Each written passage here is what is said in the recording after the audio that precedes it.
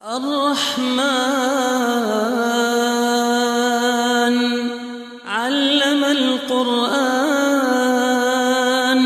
خلق الإنسان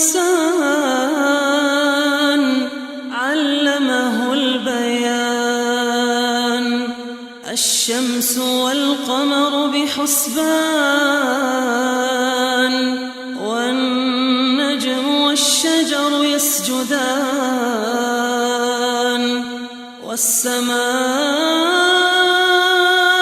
رفعها ووضع الميزان ألا تطغوا في الميزان وأقيموا الوزن بالقسط ولا تخسروا الميزان. Assalamualaikum warahmatullahi wabarakatuh. Segala sesuatu yang Allah ciptakan pasti memiliki manfaat bagi manusia dan makhluk lainnya. Semua hal yang Allah ciptakan memiliki keseimbangannya sendiri. Misalnya, bumi yang berputar pada porosnya, adanya siang dan malam, dan juga adanya kesetimbangan dalam reaksi kimia.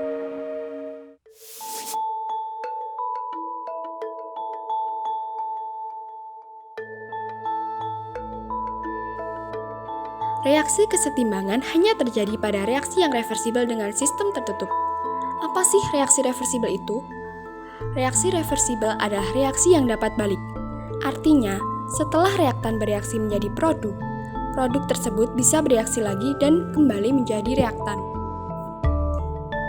Ciri suatu reaksi reversibel dalam suatu reaksi, lambangnya seperti ini teman-teman. Reaksi kesetimbangan tercapai ketika laju berkurangnya jumlah mol pada reaktan sama dengan laju bertambahnya jumlah mol pada produk. Mudahnya, laju reaksi dari kiri ke kanan harus sama dengan laju reaksi dari kanan ke kiri. Jika suatu laju reaksi dilambangkan dengan V, maka untuk mencapai kesetimbangan, V1 harus sama dengan V2.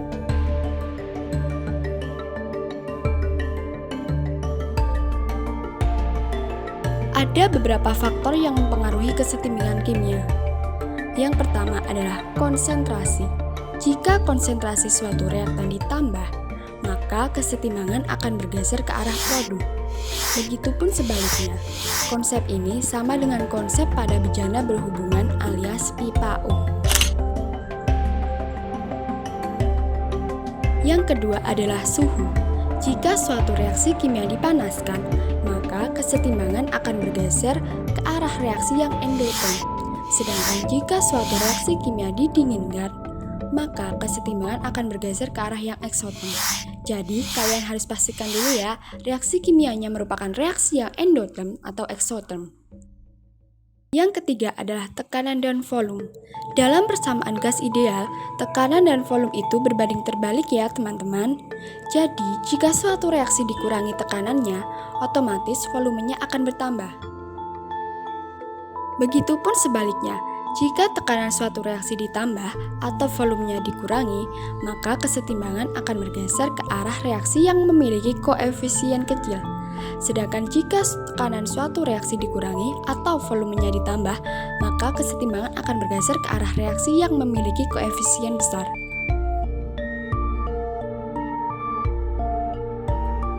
Tetapan kesetimbangan dilambangkan dengan Kc dan Kp. Kc adalah tetapan kesetimbangan konsentrasi dan Kp adalah tekanan parsial. Kc dapat ditentukan dengan membandingkan hasil kali konsentrasi suatu produk yang dipangkatkan koefisiennya terhadap hasil kali konsentrasi suatu reaktan yang dipangkatkan koefisiennya. Sedangkan Kp dapat ditentukan dengan membandingkan hasil kali tekanan parsial suatu produk yang dipangkatkan koefisiennya terhadap hasil kali tekanan parsial suatu reaktan yang dipangkatkan koefisiennya. Kc dan Kp memiliki hubungan loh teman-teman.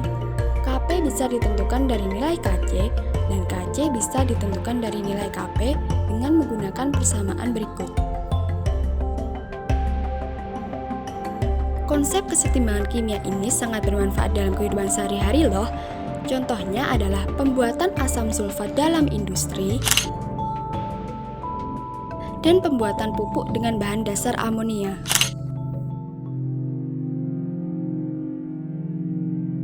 Teman-teman, tak ada yang sia-sia ketika Allah menciptakan sesuatu.